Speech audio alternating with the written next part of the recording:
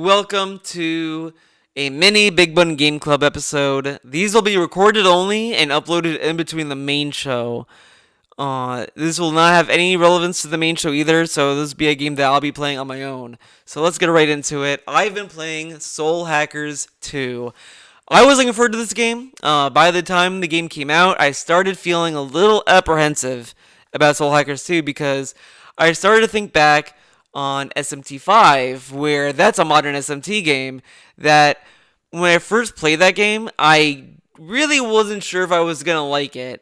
It just did not hit the same notes as SMT3 did. It just kind of felt like I don't know if I like this game. It's like it wasn't that it was bad or anything where I said fuck this game, but it just wasn't there. Like it had all these ingredients, but even by the end it never came together.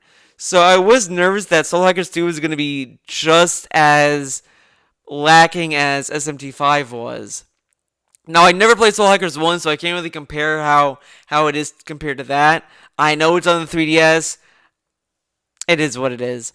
So when I first started Soul Hackers 2, all of my concerns and nervousness all melted away because I started really enjoying the game. The more I was playing it, the more I really started to really dig what's in the game altogether.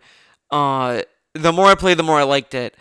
The only thing I feel a little conflicted on, and I'm only like 10 to 15 hours into Soul Hackers 2, and I just feel conflicted with the combat system. Like, it's not bad, and I don't want to make it sound like I'm saying it's like lacking or disappointing, but I just don't know how I feel about it. And I don't know how it's going to pan out by the end or where I'm going to land on it because it's not that it does anything bad or amazing either. It just I think what it is that I've been playing like Digital Devil Saga recently and I just really love the push turn system from SMT3. And this game not having that, it just feels lacking because the push turn system really opened the door with strategy where it became viable to think about, hey, these demons are going to use fire. If I put up a firewall, they'll lose turns, and that'll be great for me. And then if I land their weakness or a critical, I can gain a half turn. So it became like a viable strategy to do that kind of shit that I really loved. And this game doesn't have that, but it does add something else in return. So if you land a weakness on an enemy, it goes towards a stack that by the end of your party's turn, you will do pretty much an automatic all-out attack on all the enemies, regardless if the other enemies have that weakness or not. As long as you land a weakness, you'll get it regardless. And I like some of the ideas with the Sabbath. I like that the game starts to introduce Sabbath skills where, hey, if you do a Sabbath, a demon might heal you as well, or it might do something else within a Sabbath. The other thing is you could get these other skills where a party member could summon two demons for a Sabbath. So instead of like if you land a weakness, not only will that party member drop in one demon, it'll drop in a second demon as well. So you'll get another added stack to the Sabbath, which is kind of nice. I do like that concept as well. The issue I have with it is there's no real. I feel there's no real strategy to landing weaknesses other than, hey, you'll get a Sabbath if you do this, and it just kind of becomes more of a strategy of how much damage can I pack and how much damage can I unleash on the enemies. It just kind of seems a one-sided strategy by that point where if you play SMT3, it just becomes a little bit more nuanced with the strategy you can kind of go into with each situation. So I don't know how I feel about that because again, it's not bad and it's not horrible or great, but I just don't know how I feel about it. Like it's nice in the sense of like if you're really struggling to land damage on multiple enemies at once, the Sabbath does kind of remedy that, and it is kind of nice to stack damage regardless. That is nice, but I just wish there was more strategy with the combat than just, hey, we could either do a normal like RPG battle, or we could just do the Sabbath thing where we could just stack damage as best we can. So I don't know how I feel about it. It's just in a weird place for me. Uh, I also don't like the affinity the buffs and debuffs like Secunda, Sukukaja, that kind of stuff. I I don't think you could stack them like you could in SMT3, which is a thing that they didn't do in SMT5 either, and a lot of that just feels a lot from the Persona franchise, which I don't really like. After playing, like again, honestly, SMT3 kind of spoiled me, where I really want that system to come back. Everything about SMT3 felt perfect and like finely tuned in some ways. Meanwhile, like now it just kind of seems, it just seems more generic and lacking in that kind of way. Uh, and that's not necessarily bad for this game because again, the combat isn't like, I wouldn't say the combat's boring, but it just there's a part of it that it just feels lacking. Though the other thing I do kind of like that they did in the combat is now poison skills also inflict damage aside from landing poison on the enemy, which is nice. Usually, if you do that, you just are trying to poison the enemy, and now actually does an added damage. You might have an enemy that's weak to it. So I do like some of that kind of skill, so that is a little bit different from the traditional SMT games that I've been playing. So again, I wouldn't say the combat's necessarily bad. It's just I don't know how I feel about it. Like I don't feel disappointed by it. It's not getting in the way of it. Like I was talking to Yoshi about it and a few other people as well, and they were saying like, yeah, the combat system in Soul Hackers has always been simple and straightforward, and that's fine. Like it doesn't feel somewhat straightforward in the sense of like, oh, we're trying to make it more accessible, but I just kind of wish it was there was a little bit more to it. That said, I will also say that this game, if I played I feel that Soul Hackers 2, gameplay wise, would have been an amazing game for me to play as my first entry to a JRPG. Like, instead of Persona 5, if it was this game, I think I would have loved SMT way more than I do now. Like, Persona 5 really got me into JRPGs because it kind of introduced it to me in a very easy way. But I feel like Soul Hackers 2 really would have gotten me like really excited because it has a lot of the cool stuff I love in SMT, and it has a lot of like interesting things about it. Just in the presentation alone. So I do feel that Soul Hackers 2 is a far superior game over Persona. It, and it's kind of funny to me that gameplay wise, I've after playing all these other SMT games, I am starting to kind of turn against Persona more and more. Where it's not that I necessarily hate Persona, but it's getting close, I guess. But I'm starting to love SMT way more as a whole than I do with Persona. Like Persona, I thought was like this will be a franchise I'll always go back to because of this and that. But after playing like SMT3, Digital Devil Saga, Soul Hackers 2, it's like these games have something that I really wish Persona had. And I really love that. So I do think that even with the gameplay of Soul Hackers 2, it does add a lot that I liked about it. The dungeons are better than SMT5. I do feel so far. I'm only 10 to 15 hours in. The dungeons do feel a little bit better. I like the locations a little bit more. I do think that the subway I did one subway level, then I'm in another one right now, and that does feel a little monotonous, but it's not as bad. I will say, like with SMT5, it just seemed to run the same issue that people had with Zelda Breath of the Wild, No More Heroes 3, where it just feels like they made the overworld the dungeon, and it just doesn't really feel like a good substitute. Meanwhile, Soul Hackers 2 at least has dedicated dungeons, which do feel nice. The only dungeon that I kind of turned on is the Soul Matrix. When you first do it, it's kind of cool. It's kind of interesting, and you love the aesthetic of it. But after you see that every party member's Soul Matrix are all visually identical, it kind of loses its appeal, and it just becomes kind of apparently grindy at that point where, hey, just turn off your brain, put on a podcast, and just go through the Soul Matrix. And that's kind of like a whatever, but I just wish there was a little bit more into the Soul Matrix than what they end up putting into it. So I wouldn't say it's bad, but it just kind of makes me just sit there and like, Persona 3 had a very nice Tartarus dungeon that each level had its memorable design to it, and there's not even that in the Soul Matrix, so that's a little bit of a bummer with Soul Matrix. I do love the fusions in this game. I think the fusions work the same way as every other game. The thing I just love about it the most is that it is so different, just visually, compared to what you expect from an SMT game. Like, all these games have, like, this, like, opera music playing. Oh, it's all blue and, like, whatever.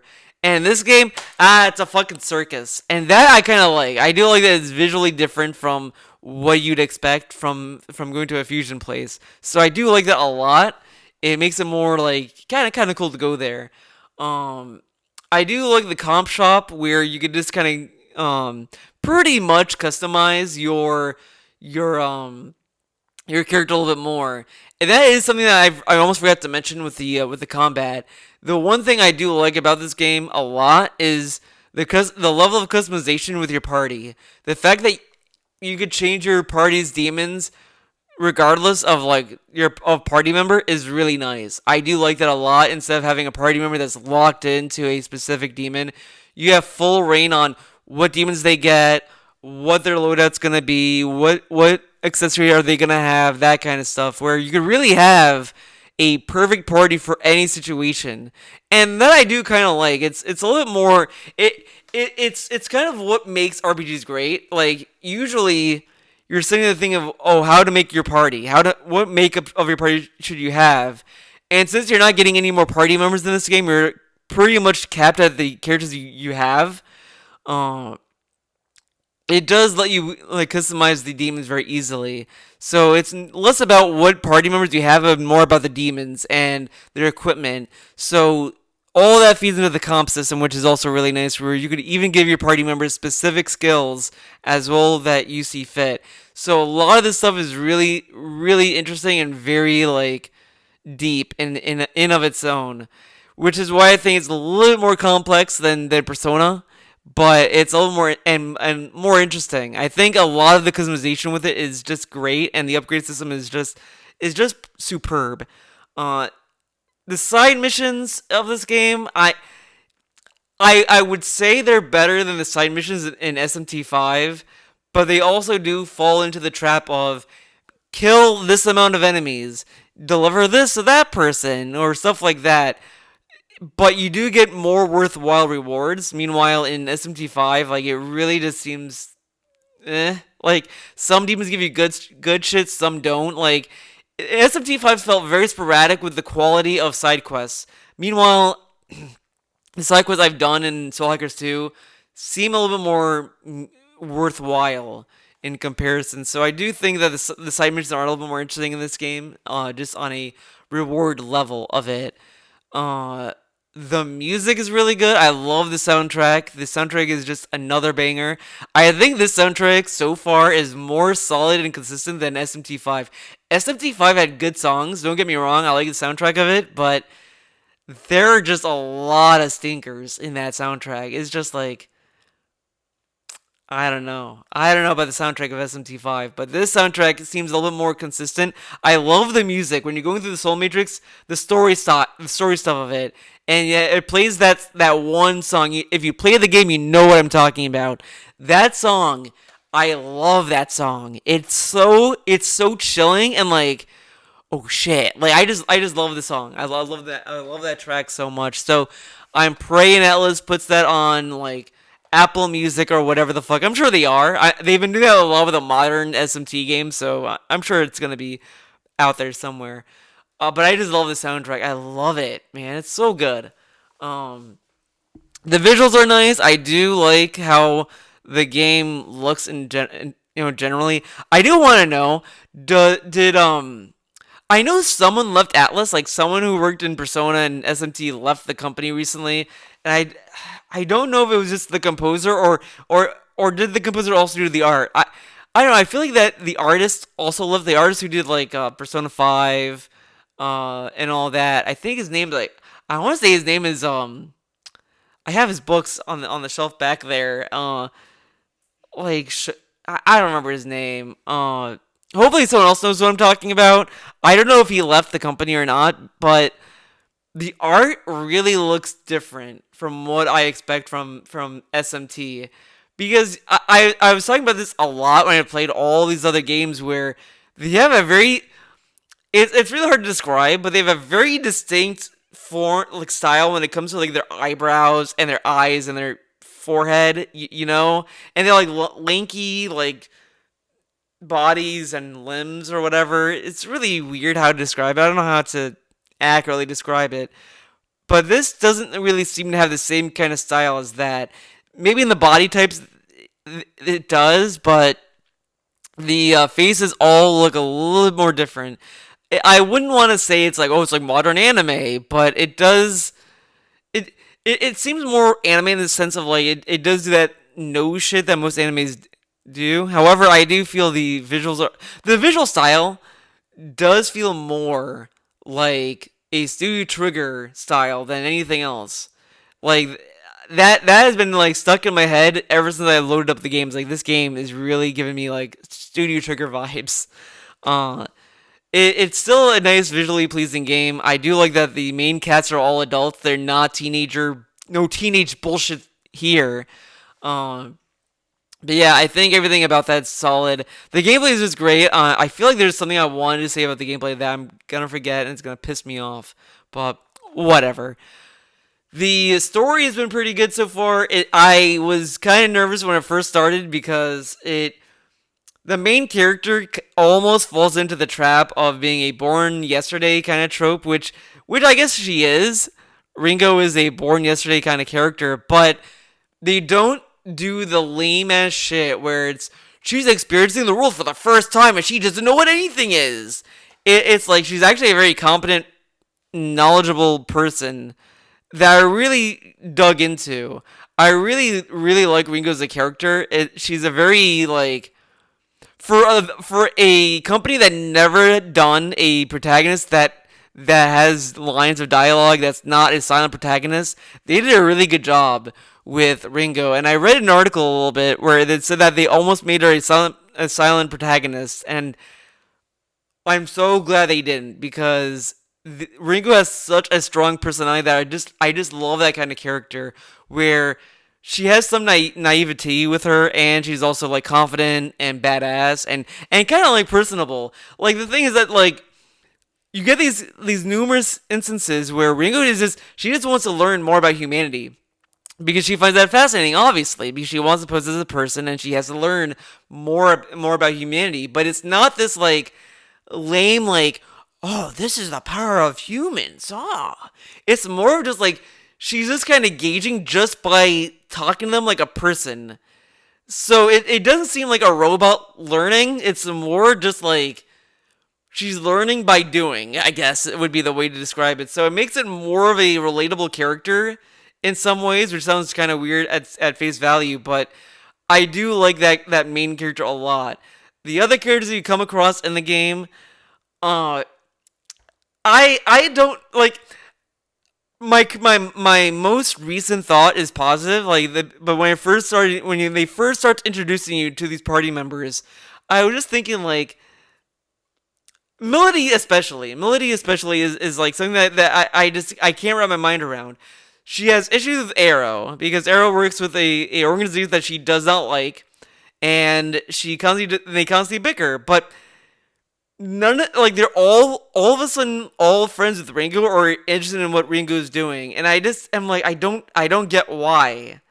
Like especially Melody because Melody is like wants what Iron Mask is that I think his name's Iron Mask, but whatever. The guy in the mask, she wants what he wants, but she's working with Ringo to like that's what I like. They tried to allude to saying that well she's searching for the truth, and it's like okay, but are we gonna get this a part of the story where she turns on the party and then like she's an enemy and then she doesn't become an enemy? It's kind of weird. Uh, at the beginning, like you start to question the motives pretty quickly, and you're just like I don't know. But the more I feel you get into the game, and the more you get into each character's soul matrix, you start to understand the party members more, and they start to feel a little bit more interesting and unique. And it doesn't feel as like forced as it did when you first see them. And I started to really dug each character's chemistry. So I came around on that to where I am currently. So I really have been enjoying a lot of what that's going on. So I'm very curious to see where this game continues from here on. So far, I've been loving it way more than I thought I would, which is really good. I'm very happy that this is not a repeat for SMT5.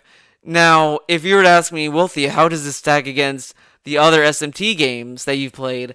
I will say I kind of feel it's better than Persona. I just by a hair. I do think that this is another game that I feel is going for the same kind of audience. The one thing I will say that is surprising to me with Soul Hackers 2 is that it doesn't do anime bullshit. I am like really surprised because Atlas has seemed to me that they've been kind of really leaning way too in on the anime tropey shit, especially with like Persona. SMT5, I can't remember if it did a lot of anime nonsense. I can't remember, but I know Persona is like mostly that. And I guess that's really where it's going now. Now Persona is the anime shit for Atlas to dump all that nonsense in. Because Soul Hackers 2, like, there's no like S-Link stuff. There is like there is like reason to do like hangouts with your party, which gives you more floors in the Soul Matrix.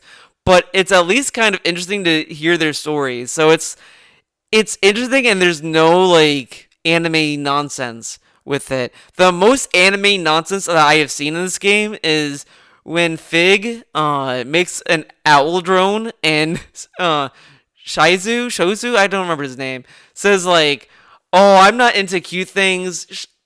If only it was like a sultry hot woman or whatever." And then like you either say, "Where are the weapons?" or "Curvy babe," and it'll just have Ringo say, curvy babe," which is the most animation I have seen, and it's kind of funny. It made me laugh. So that is pretty much it as far as that's concerned. So I am very curious to see where I'm going to land by the end. I was also surprised to see the runtime. I saw someone post it in a Discord. I didn't actively look for it, but they said that you could beat the game in like 20, 30 hours, which to me is kind of shocking. Like I don't know how I feel about that, in the sense of like I'm so used to SMT games and those kind of games like going on like forever for like 90 hours or whatever, and saying this is like a little bit less than that is kind of like, huh, really? Uh, though when you really go through the story and see like all the enemies, it's like, yeah, I don't know if it would make sense to make this go any longer than it needs to be. So it does kind of welcome the debate of like, how long does the game really need to be? So if it needs to be this short, then that's fine. I would not want Atlas to add nonsense to string out the runtime. So I'm whatever on the runtime so far. I'm just surprised it was shorter than what I expected. So that's it for this episode of this mini game club. I'll talk again about this game the next episode, which will be uploaded after the next main podcast. Thank you for watching. Let me know in the comment section what you think. Let me know. Do you like these little mini episodes? Do you want me to do more of them? Or just do whatever, man. Again, thank you guys for watching. Thank you for the support, be it watching the videos, subbing to my Twitch, pledging to my Patreon, whatever. It is what it is. I'm just glad people have been enjoying the streams and videos. I've been looking forward to doing more Digital Devil Saga playthroughs and streams, so that's coming. It's been fun doing all that kind of stuff, so I hope you liked this little mini podcast discussing Soul Hackers 2, and let me know what you guys think. I know I didn't go into major super duper spoilers of Soul Hackers 2, so don't spoil in the comments section. Be kind, but let me know what you guys think about the game. Have you been playing Soul Hackers 2? Is this your first SMT game? Let me know. Thank you for watching. Hope to see you next time. Bye bye.